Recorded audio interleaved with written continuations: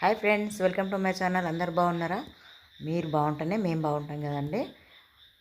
అయితే అందరూ భోజనాలు అయినాయా? మేమైతే ఈరోజు ఏంటిదంటే ఉల్లిగడ్డ కారం, కోడిగుడ్డు వేసి ఉల్లిగడ్డ కారం అనేది చేసిన.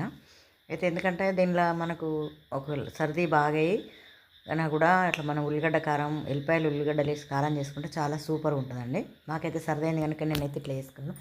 సర్ది అయినప్పుడు అయితే ఇట్లా చేసుకొని తింటే చాలా టేస్ట్ అనిపిస్తుంది. మరి వట్టి ఎల్లిగడ్డ కారం కన్నా ఉల్లిగడ్డ కారం అనేది వేసుకుంటే కొంచెం కారం కూడా తక్కువ అవుతుంది. ఉల్లిగడ్డ కొంచెం చలవదనం కదా, అట్లా మామూలుగా ఎల్లిగడ్డ కారం తింటే వేడవుతుంది అనుకున్నప్పుడు ఇట్లా చేసుకుంటేనైతే చాలా బాగుంటుందండి. నేనైతే ఒక పెద్ద సైజు ఉల్లిగడ్డ, ఒక పెద్ద సైజు ఎల్లిగడ్డ వేసి అయితే అది మిస్ అయింది.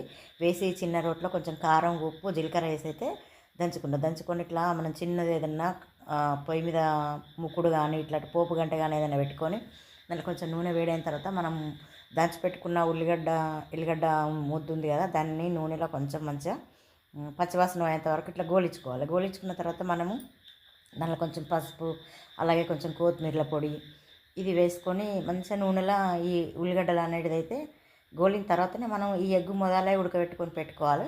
ఒకటి కానీ రెండు కానీ, నేనైతే 2 ఎగ్గులు ఉడకబెట్టి అయితే పక్కన పెట్టుకొని ఈ ఉల్లిగడ్డ అనేది గోలిన తర్వాత మనం దీనిలో వేసుకుంటానైతే చాలా బాగుంటుంది. నాకైతే ఘాటుగా వేసుకొని తినాలనిపించి ఇట్లనైతే చేసిన. చాలా సూపర్గా ఉంది. ఎందుకంటే మామూలుగా మనం సరదైనప్పుడు కానీ, కూర లేనప్పుడు కానీ, సండే మిడిల్ క్లాస్కి అయితే ఇంతకన్నా ఎక్కువ మనం ఏం చేసుకోము.